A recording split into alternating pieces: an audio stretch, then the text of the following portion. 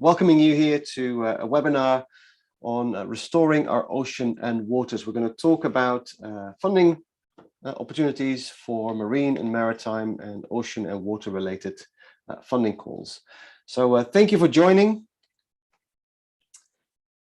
If you can move to the next slide. Just a quick introduction of the agenda for the next hour and a half. We're going to start with a little welcome and introduction. Well, I guess we're in the middle of that right now. Then the Netherlands Space Office, Coco Antonissen, is going to welcome you on behalf of the Netherlands Space Office. Then we have a speaker who's going to talk to us a little bit about an example and perhaps introduce us into the topic of oceans and waters. Dr Steef Peters from Water Insight has joined us kindly to give his vision on the topic. And then we're going to get into the heart of this webinar, which is really the open funding calls, where the opportunities lie for you to really get your teeth into this topic. Andrei, my colleague from Groundstation, dotSPACE, will talk us through several opportunities that are open at the moment for projects to be proposed.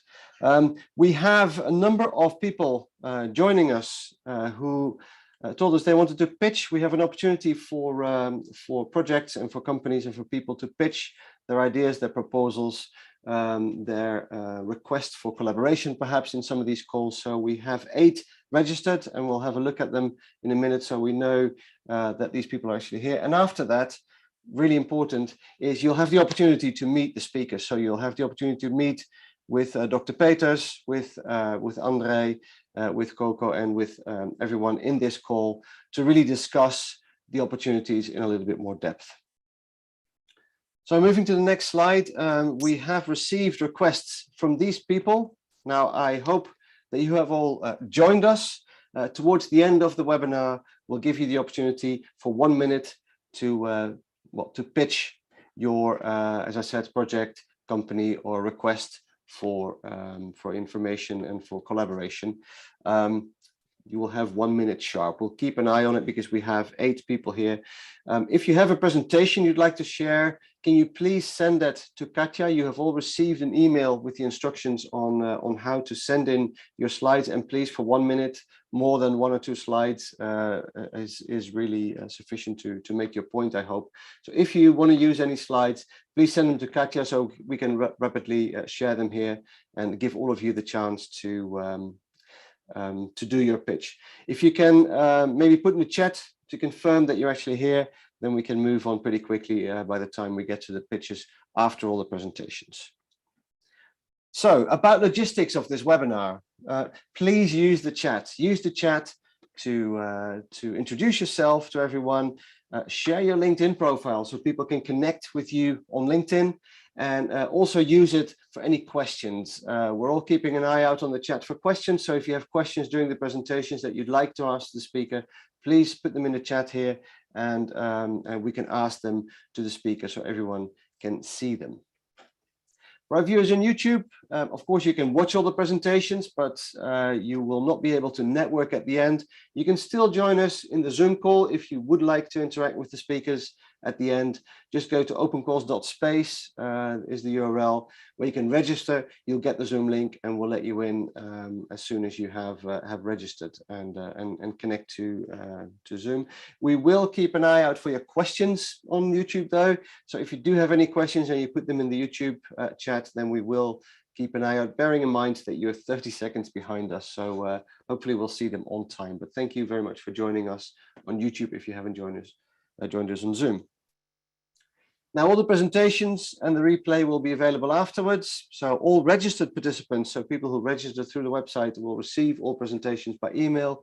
And of course, the replay of this webinar will be available on YouTube pretty much straight after the webinar has finished. If you have any questions, please contact us for anything.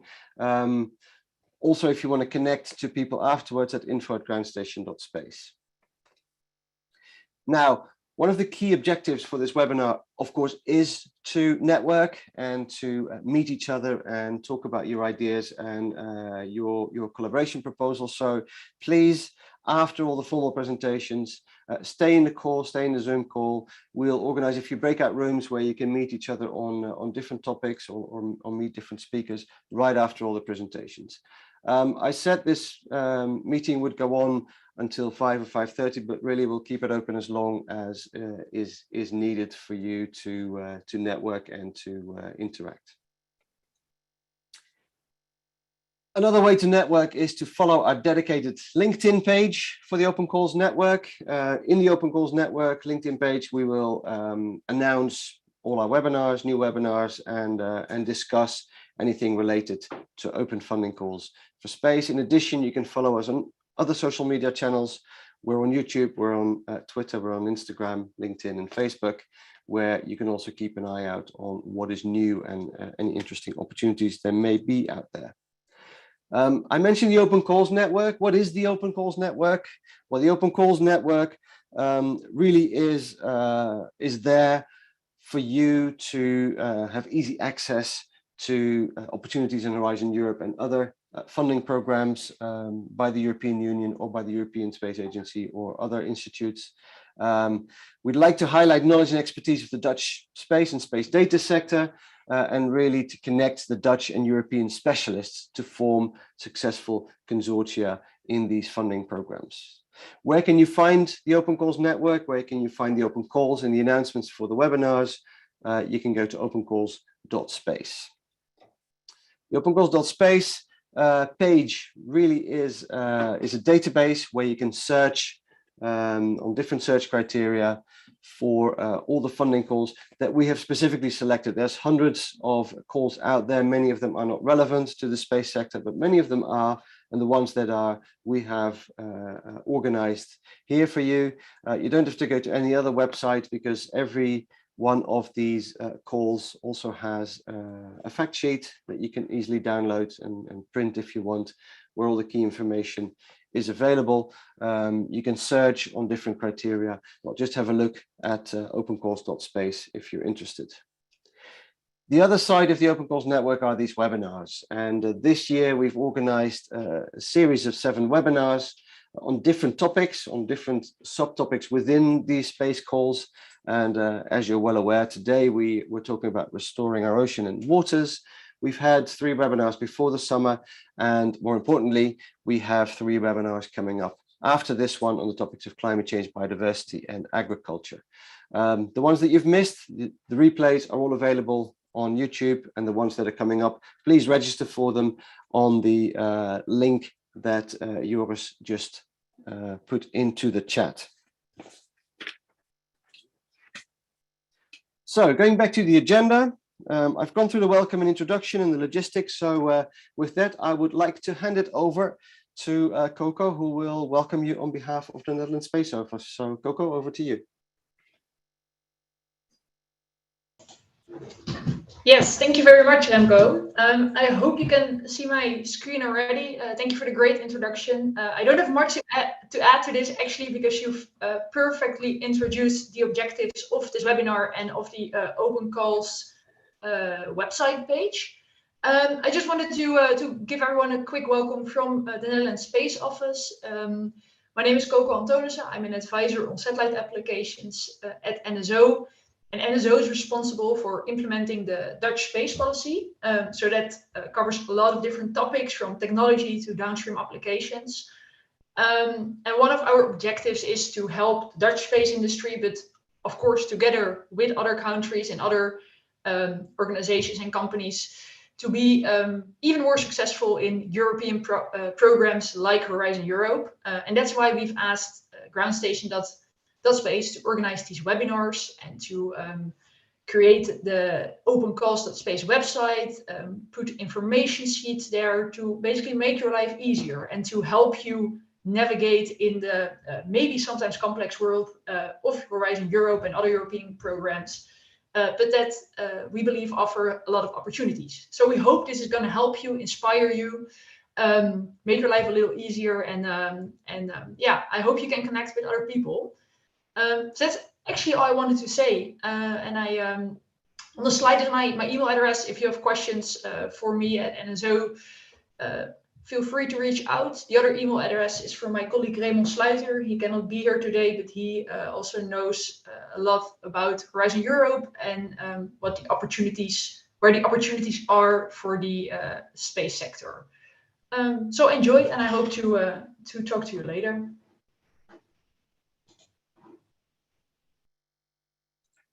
Okay, thank you very much, Coco, for your brief introduction. I will put up the introduction slide now for our next speaker, which is Dr. Steef Peters, the Scientific Director of Water Insight in the Netherlands, and he's going to introduce us to the topic of today. So without further ado, Dr. Peters, over to you. Thank you. Let me start by thanking you for giving me the opportunity to present here today. I hope you can see my screen now. Yes? Okay. So, well, we have had planned to talk about the experience of our earlier projects in Framework 7 and the Horizon 2020, and you will see that they have a very tight connection with the topic of today, to restore oceans and waters. So you can find us here at www.waterinsight.nl or info@waterinsight.nl. So Water Insight is a small company. We exist already for 17 years. We are specialized in optical remote sensing for water quality. I think we are always working on the boundary of the edge of science and applications, and try to combine those and bring them to really new and viable applications that are relevant for users. We provide Earth observation-based mapping services, currently mostly based on Sentinel-2, Sentinel-3, and exploring the realm of very high resolution. We built our own monitoring instruments. This is a handheld spectrometer where you can measure the remote sensing reflectance of water. This one is already in production for quite some years, and we have a database of over 100,000 measurements of all over the world of water remote sensing reflectance. This is a fixed position instrument, the WISP station. You can put that on a pole or a floating platform and measure the remote sensing reflectance, which is very handy, for instance, for calibration of satellite images, validation of products, and calibration of atmosphere correction. I'll come to that later again. So we also offer remote sensing satellite services. This is, for instance, an example of a lake in the Netherlands where this artificial island was being built, and you see the sediment plumes spreading through the lake as a result of the dredging operations. So, and one of the things that we actually really liked in European projects that's very important is the interaction between fellow scientists and the users. I'll show examples of that in the coming slides. So we have some experience with a number of projects. We have been coordinator of several projects, smaller projects, mainly in the downstream area of Framework 7. Currently, we are still involved in the projects eShape and Waterforce, both as partner. I'm going to show some examples of a number of projects that are relevant for the topic. One is from the project Aqua Users. One of the things of European projects that you can get to invent nice acronyms, of course, and also interesting stuff like mugs and heads with a logo on it and everything. But that on the side, aquaculture user-driven operational remote sensing information services was dealing with selection of sites for aquaculture and for timely warnings for everything that would threaten the daily management of aquaculture operations. One of the things that was made, that was a web system by Plymouth Marine Laboratory, where you can see harmful algal blooms coming closer to wherever your operation is. And the other thing that was developed was a decision support system where you can see the data that's coming in, like chlorophyll from satellite images, how that data compares to the already known values in that area. The decision that people make about when knowing about this data, and then the review of this data. And the idea was that we get a kind of decision support system with a lot of decisions made, and then machine learning would tell a user, okay, you've made this decision in the past based on this information now, or we would suggest that you do this. We didn't get completely there, but the idea was, I think, very good. Then there was the GLASS project, which means Global Lakes Sentinel Services. The GLASS project was intended to show the use of Sentinel-2 and Sentinel-3 for the monitoring of lakes and mostly inland waters. Unfortunately, the Sentinel-2 was launched later than the start of the project. But we caught up in the middle, and we made a lot of training materials to show how the processing of these satellite images is done. And these still exist and can be requested through me or Annelies Andersson, also in this call. And a large emphasis was placed on the validation protocols of inland water remote sensing. And we made a strong contribution to the international group that is dealing with water remote sensing, especially inland waters, which is the GeoAquaWatch group. Then there was the TAPAS project, the Tools for Assessment and Planning of Aquaculture Sustainability. One of the problems that the EU identified is that it's very difficult for new companies to get a license for starting up a new aquaculture operations.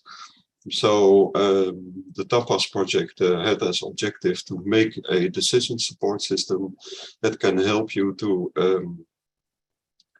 acquire a license for this operation, and then also based on the data that is available, so that you can see if it will be a viable operation. So you can select also a site where there's enough feed for instance, salmon, because of the availability of algae in the water. A project that we finalized not so long ago is EOMORIS. That stands for Earth Observation-Based Services for Monitoring and Reporting of Ecological Status. Well, at that time, the availability of Sentinel-2 and Sentinel-3 was good. And with the international partners, we studied the monitoring of algae, the monitoring of macrophytes in the lake in Italy, monitoring of the occurrence of cyanobacteria, and well, all these other things that I mentioned here. And what is interesting of this project is that you can find some very relevant publications still. This is the product and service portfolio. You can find it at this website location. And then there is the validation report that reports in detail the validation of all these products that I mentioned in this service portfolio. And then maybe even more important, this is what we call the white paper. It's a white paper that was written by this project and another project, COSTOPS, with recommendations for the European Union to make sure that Earth observation data can actually be used by operational service providers and by national governments, because there's a disconnect between the let's say the stimulation of Earth observation services and the take-up from the national and the governments and the European Commission. So I would advise you to have a peek at that. Especially if you're going to write proposals that take all of this a step further. Currently, we are involved in the eShape project, but only on a small pilot, where we look at Water Framework Directive reporting. Water Framework Directive is a European guideline that says that all European waters at a certain time have to reach a good or a very good ecological state. We could show, based on Earth observation, this is an example for one day, that the ecological status in a lake in the northern part of the Netherlands is overall very good, but here and there it's really bad. And if you compare that with what the national management measures, they measure here in this point and there in that point. So they would always conclude that the water framework directive status is very good, which is beneficial for a national image. But it's not good if you want to manage this lake. So that's also a benefit of Earth observation. It shows you the effectiveness of the location of monitoring network points. So, one of the projects that we recently finished as well was the CoStops project. It dealt about making operational products that are relevant in the coastal waters. It was in close collaboration with users in Spain, in Italy, in the Netherlands, and in France. In Spain, we looked at the timely warning for harmful algal blooms. In France, we looked at monitoring of seagrasses. I'll show an example of that later. And in the Netherlands, as a company, we built an operational platform where we can deliver satellite-based maps to customers and users. And to give users a bit of an understanding of what this is all about, Leonardo, a Hungarian company, built a e-training platform together with everybody in the project to give an introduction to all the products and also to ocean color and to remote sensing. It's nice. So I would. There's also a quiz involved, so I would advise you to have a look at that as well. So some examples from that project was maps that we made in the west coast of Spain, around Vigo, which is a large production area of shellfish, which is continuously threatened by harmful algae. So that was a relevant product, we thought. Also, the growth potential for mussels based on the availability of green algae that they feed on. Those two products are made by models actually that are fed with remote sensing data as input. Another product was the mapping of intertidal seagrass. That is a really important biodiversity and ecological issue in Europe because seagrass can sequester a lot of carbon, but it has been declining for decades now. And it's also a habitat for numerous sea life species. So it is actually very important, but there's not that much of it left anymore. So the mapping of it is very important. And the last example is monitoring the sediment outflux of a river plume here in the Loire in France, where we wanted to know if a dredging company is dredging for overyear, for instance, if it would produce more sediment and turbidity than the background concentration that the river is producing itself. So some examples. I hope I didn't overwhelm you with all this information in a very short time. But anyway, so well, we also wanted to share some of the experience that we have as coordinators of projects. Probably this is still valid for a lot of projects proposal that you would write. So clarify in the plan and in the consortium agreement really what will happen after the project, and also what the handling of the intellectual property is during and after the project. We are really a big fan of monthly telecoms with the consortium because everybody is out there in Europe and you get to meet each other not that often. Well, the users is really an important story. They usually have no experience or cannot imagine what remote sensing can really bring to their operational activities. So involve them from the beginning, even as a partner if you can, and talk to them a lot. Well, those are the most important things.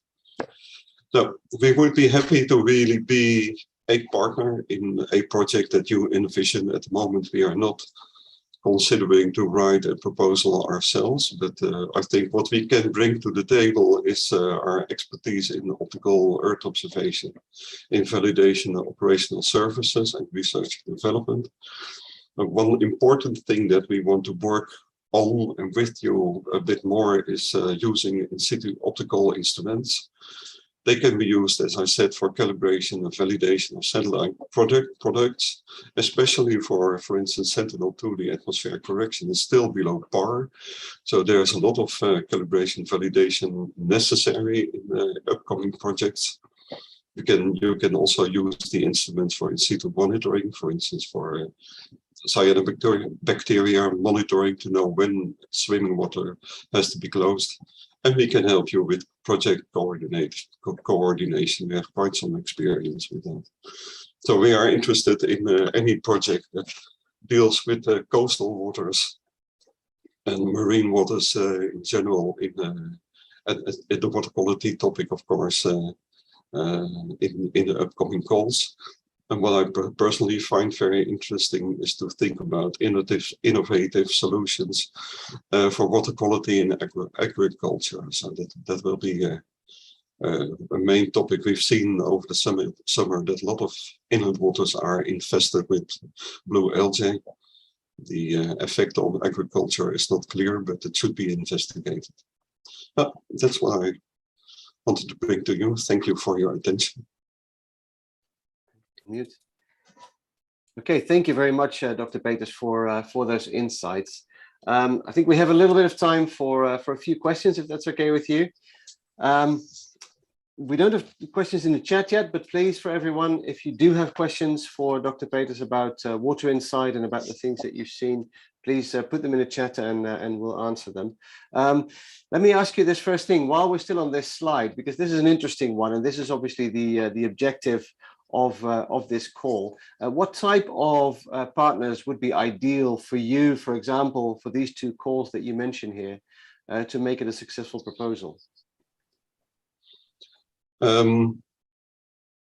Yeah, on the one hand, partners that are really looking into innovative solutions in terms of other products that can be derived from satellite information, or maybe the combination of optical and SAR information, or the combination of optical and thermal information.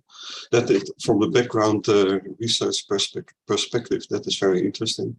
What we also notice more and more, that users are not per se interested in monitoring only. So, and I think the European Commission is that as well. So if we can, let's say, make a contribution to a project with partners that also has a solution or mitigation, or wants to monitor the effects of mitigation, for instance, of biomass removal or cyanobacteria removal, I think that would be very interesting for us, but also for the users at large. Okay, very good. We have a question from Linda, and Linda, perhaps you can unmute yourself and ask the question yourself and explain a little bit what you mean, because I don't think all the viewers will know the difference between the RIA, the IA calls. Okay, yeah, thanks. Well, the Commission is looking more and more for impact from projects. So I think Steef is making some good points in involving users, and also found your last point very very useful. So you have the research and innovation action, which is has more research activity in it, so like a lower technology readiness level, typically in the space domain, and the innovation action, which should have a more already demonstration in a real environment towards the market introduction. And I was wondering if Steef notices in the calls, I don't, for example, these two that you mentioned, I don't know what type they are, and do you have a preference for one or the other?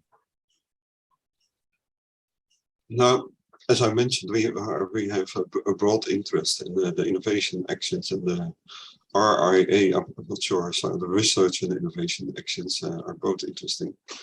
There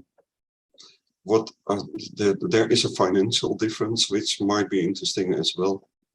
And anyway, in any project where we can help a consortium with our expertise, that is interesting for us. Okay, thank you. I have one more question, and then I guess we'll move on to the next one. You showed us the Geonardo e-training for co-stops. Is that available publicly to anyone? Yes, it is. Okay, because that might be an interesting one. So yeah, if you could bring that slide back up real quick so people can see it. I think Annelies can help us with putting the link in the chat. Yes, thank you. I will. Okay, thank you very much. Okay, well, with that, I'd like to thank you very much, Dr. Peters, for your contribution. And you're going to stay online, I take it, to talk to the attendees once we've through the presentation. So thank you very much for now. If we can bring up the next slide for the next speaker real quickly.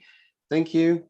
I would like to hand the speaker slot to my colleague Andrei, who is going to take you through a few more opportunities. Steef showed us a few, but Andrei is going to show us a few more in the area of restoring our oceans and waters. So Andrei, over to you.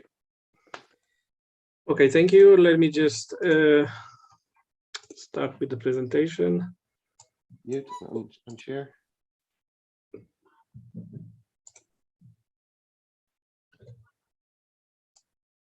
Can you see it?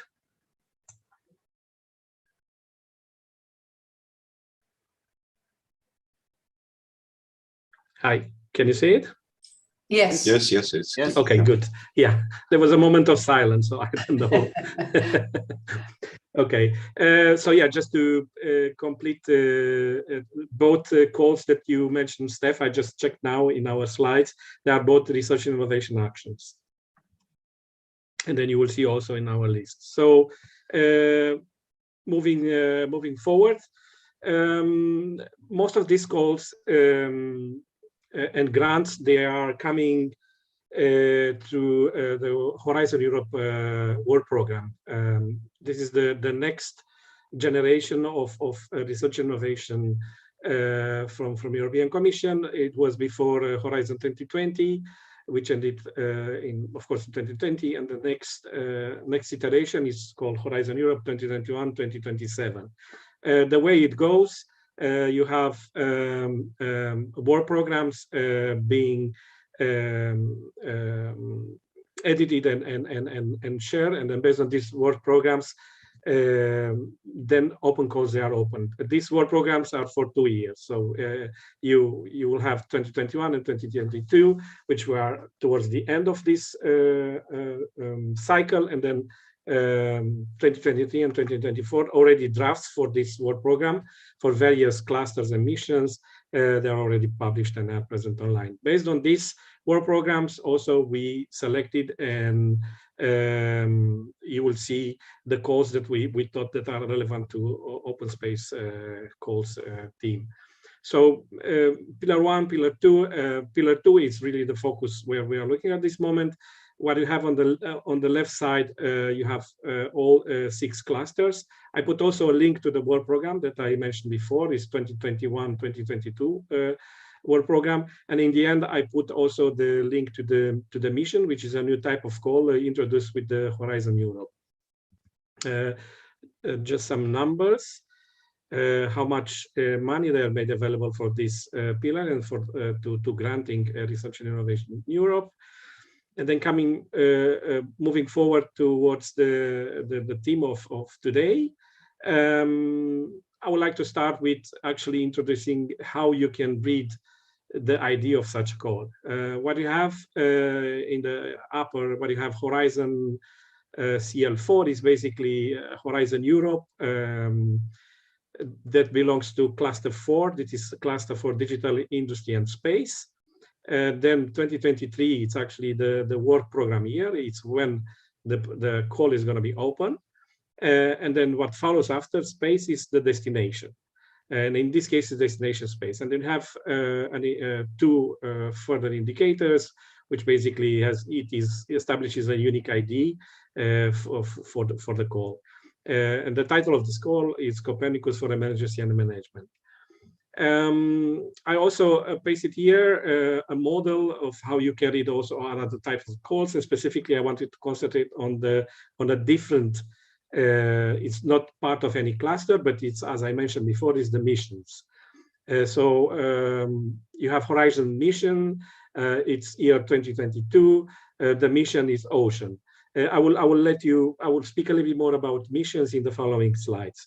And the same way you're going to read the ID of the call with work program year and then which mission belongs. In this case, it's the mission which focuses on Ocean.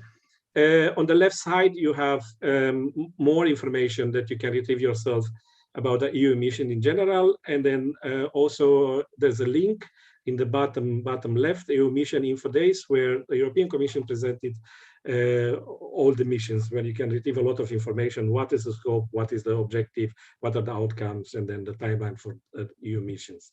But in a nutshell, EU missions are a new. There's a new way to bring concrete solution to the challenges the European Commission identified. So 5 mission areas have been included in the Horizon Europe regulation. And I'm going to name them: 100 climate neutral and smart cities by 2030, a mission on cancer, restore our ocean and waters by 2030, which is also being reviewed in this presentation, adaptation to climate change mission, and a soil deal for Europe. It's also interesting because with 2023, integrated missions, for example, between ocean and soil, they also take place. So it's not fully segmented missions. 2 missions can also be integrated and put together, and then a call within this mission can be launched.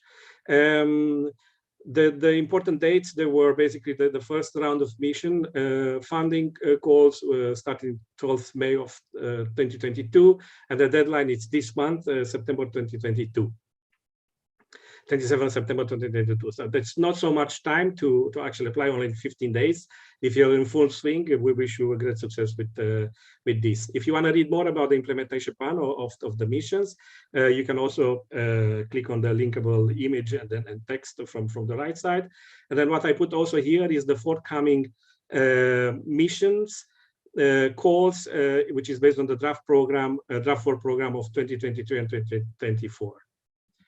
And now going slide by slide, I'm not going to read all these slides, but basically what we did basically, we put all the grants from Horizon Europe from different clusters. So for example, for Horizon Cluster 3, 2022, there's a call on improve underwater detection and control capabilities to protect maritime areas and sea harbors. If you click on the link, the hyperlinked text, then you're redirected to the fact sheets that our colleagues from dotSPACE prepared. And so it goes for other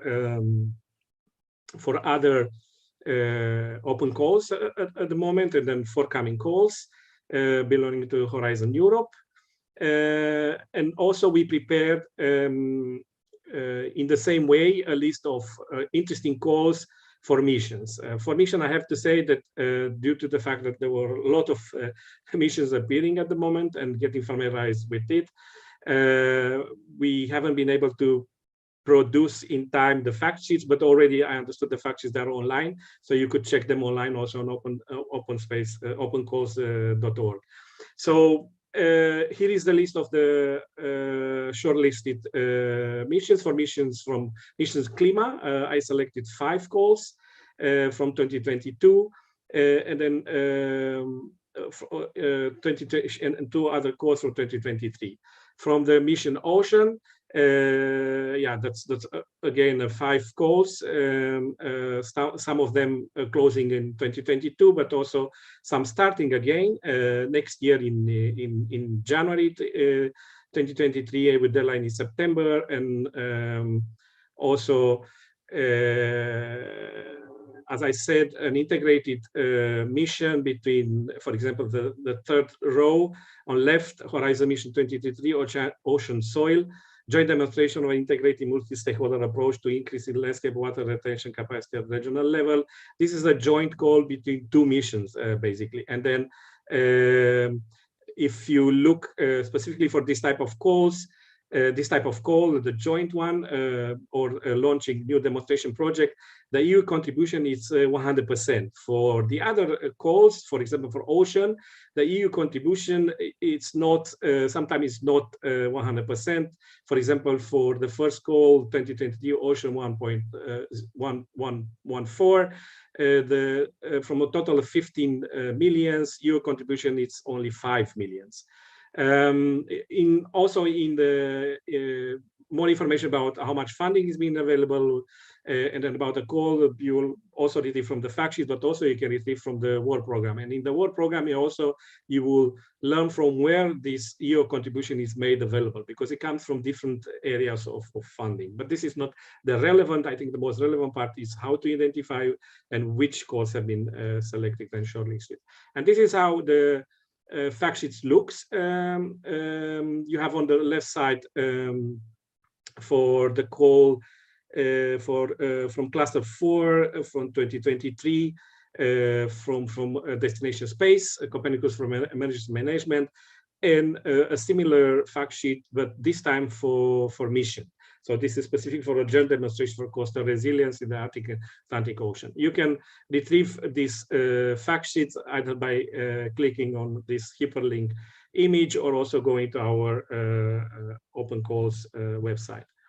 Now, where you can find partners, of course, during our webinars and during our pitching, industry pitching, or also during our breakout rooms discussions, but also dotSPACE, Groundstation dotSPACE has been delivering for the past year industry maps, which map all the space ecosystem in a country. So we did the space ecosystem, space industry map for the Netherlands, and then also we did a similar exercise for the Czech Republic. Further general information for the Dutch companies that want to apply and they want to find out more information about how to apply to European project, also maybe even get revision of your proposal, you can reach out to Netherlands Enterprise Agency, RWO, and then we have here also a hyperlinked contact. Where you can find the tender and opportunities, of course, within the CEDIA, in the CEDIA portal. Now, session about missions and cluster and how to write a proposal can also be found on the European Commission website, and then it's hyperlinked here. Now, previous and forthcoming events and projects, upcoming webinars, 27th of September, we'll meet in the same format, but with a new theme, adaptation to climate change on the 27th of September, biodiversity 11th of October, a farm to fork and soil deal for Europe 25th of October. Then as Katja mentioned, I also hyperlinked here the past webinars that we had before the summer break.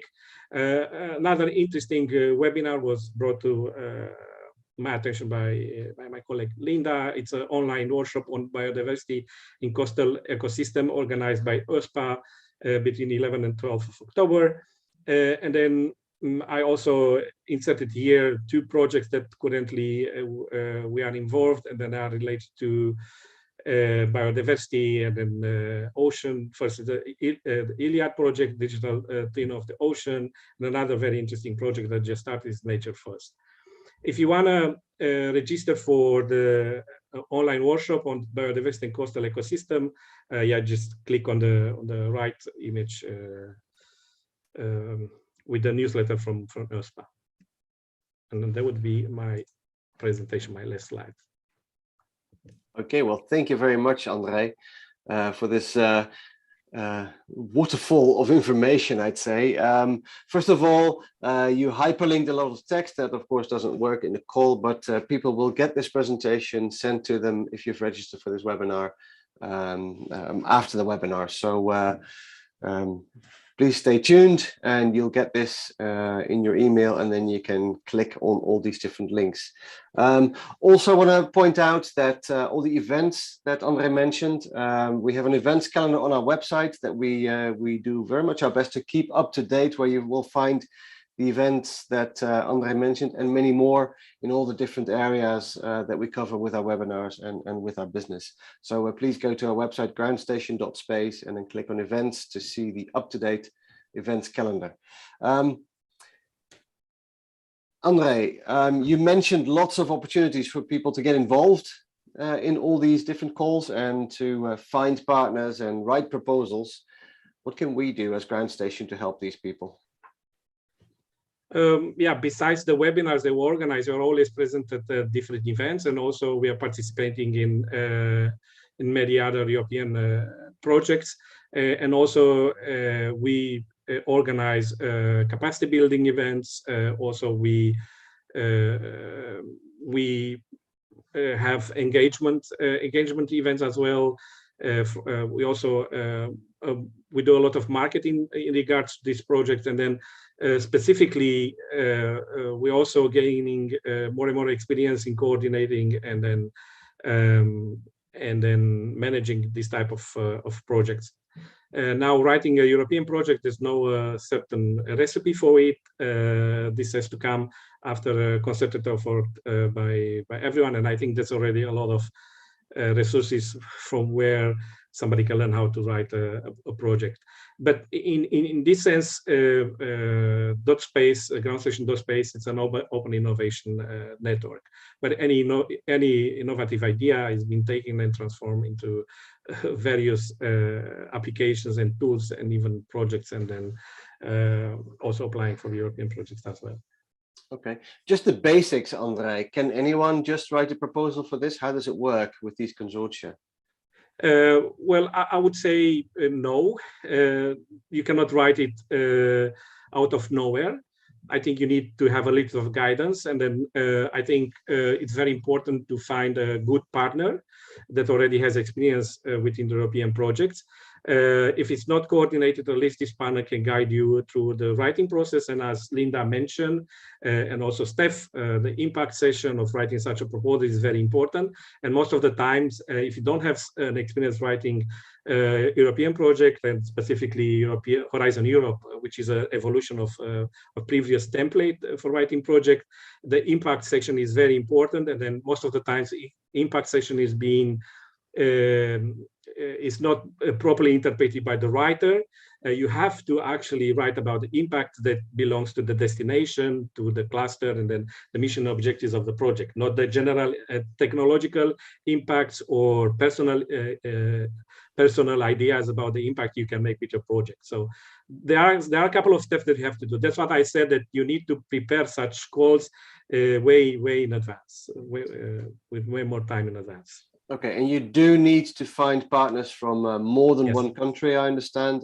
Is Yes. it a minimum of 3 different countries? Yes, for each call, geographical criteria has been mentioned most of the time. So you would have to have partners from European countries in general. If it's specified, also can be associated countries, like it can be Norway. It can be, most of the time, Norway is present there, but it can be also associated country or invited countries like Ukraine, or, for example, Nature First has a Ukrainian partner at this moment. Okay, thank you very much. And all the details can be found on these information sheets that people can download from the opengoals.space website. So thank you very much, Andrei. I don't see any further questions in the chat, so I'd like to move on to our next item. And our next item on our next slide is the 1-minute pitches. And I would like to start, because we have one that is at least confirmed pitch by Huub Erlings. So Huub, without further ado, I'd like to give you your 1 minute of fame. Hi there, my name is Huub Erlings. Let me share my screen. Very short, in 1 minute, I'm presenting a plan to develop a global observation platform for hydrometeorological applications. We do that not via satellite Earth observation, but we do that via IoT connectivity, connecting sensors. You see at the moment, like weather stations, most of the sensors for this hydrometeorological sensors are in developed countries. We want to bring the benefits of a new generation of satellite IoT to this sector and connect also sensors in the areas where we think is the most impact of global change, of climate change. We do that with a platform that supports all the new networks. You don't know who is surviving, and we do it very closely together with organizations like TAMO that has already put 600 weather stations in Africa. We have some more partners, University of Cardiff. We have a couple of companies, and they all are busy developing global water application, water management applications. And we hope to build this platform benefiting the low-cost, low-power features of the new generation of satellite IoT. And that is my story. Thank you very much. Okay, thank you very much, Hub. One more question. How can people connect with you? Can you put your connection details perhaps in the chat if you haven't already done so? Yeah, I did. I put my LinkedIn profile in there, so please contact me there. Okay, and where are you based? Are you based in the Netherlands? Yeah, we are based in Holland, yes. Okay, perfect, perfect. Thank you very much for your contribution. Much appreciated. We did have a few more applications, but we didn't get confirmation. So is there anyone else who is looking to pitch? I saw a few people who are actually in the webinar. So if you want to pick up that opportunity, please unmute yourself and let me know. Because if not, then we'll move on to the next subject. Put it in the chat if you want the opportunity. You have 2 more minutes. Can you put up the next slide, please? Just bear with me. Oh, yep, next one. Okay, so before we move into the networking session, I would like to repeat a few things that Andrei has already mentioned, and that is about the next webinar. The next webinar is going to be in 2 weeks on Tuesday, the 27th of September, at the same time, 4 o'clock Central European time, and we're going to talk about the adaptation to climate change. So the similar format, but different calls and different speakers, and we're going to zoom in on climate change opportunities. You can register through the website opencalls.space. All the webinars are listed there. Just click on the webinar of your choice to go straight to the registration page. That's also the case for the webinars on the 11th of October and the 25th of October. So we'll have different topics within the European Horizon calls network. So then it is time to meet your potential partners. Next slide. Which is really the introduction slide, where we move into breakout rooms. If there's no more, let me check the chat real quick. Yeah, if there's no more pitches, then we'll move into the networking. So I'd like to hand it over to my colleague Katja to set up the breakout rooms, and feel free, you'll get the choice. If you go to the breakout rooms options at the bottom of your screen, you can choose the breakout rooms and meet each other, meet the speakers, meet our last speaker, Hub, about the opportunities that he mentioned in IoT. You can meet with Dr. Peters about the opportunities that were mentioned for Water Insight. You can talk to Andrei, you can talk to each other. So I'm going to say thank you very much to our speakers. Thank you very much to all attendees for joining us today, and I really hope to see you again in the networking session now and in our subsequent webinars in the next couple of weeks. So thank you very much.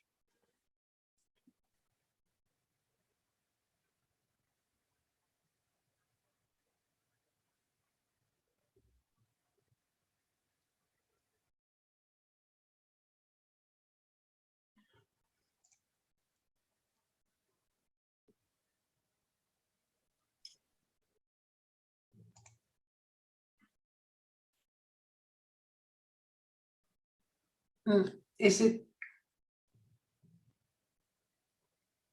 clear to everyone how it works with the breakout, the button? No, sorry. Please, can you explain one more time? So there is a button at the bottom where you have your buttons for operation. There's one with 4 squares and it has breakout room. All right, thank you very much. And then you can select which one you want to go to.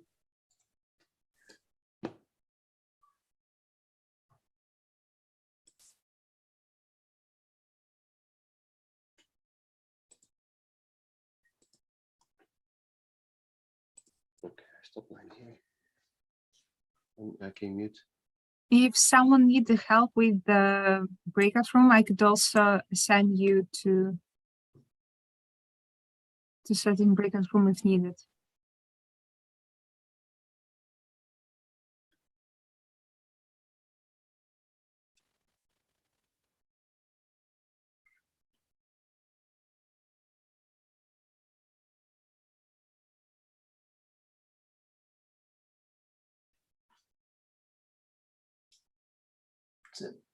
Can you maybe allocate people, Katja? Because I can see there's quite a few people here still in the plenary room,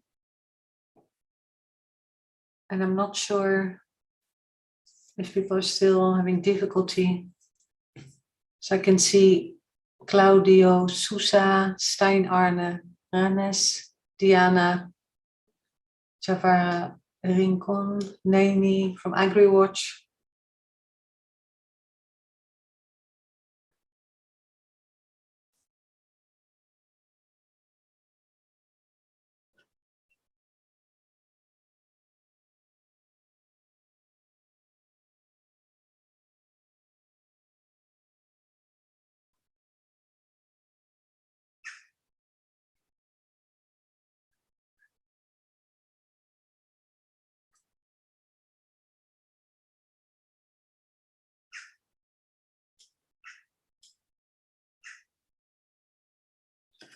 Are you allocating people or people selecting? Because I noticed that most of them are now in the meeting with Annelies.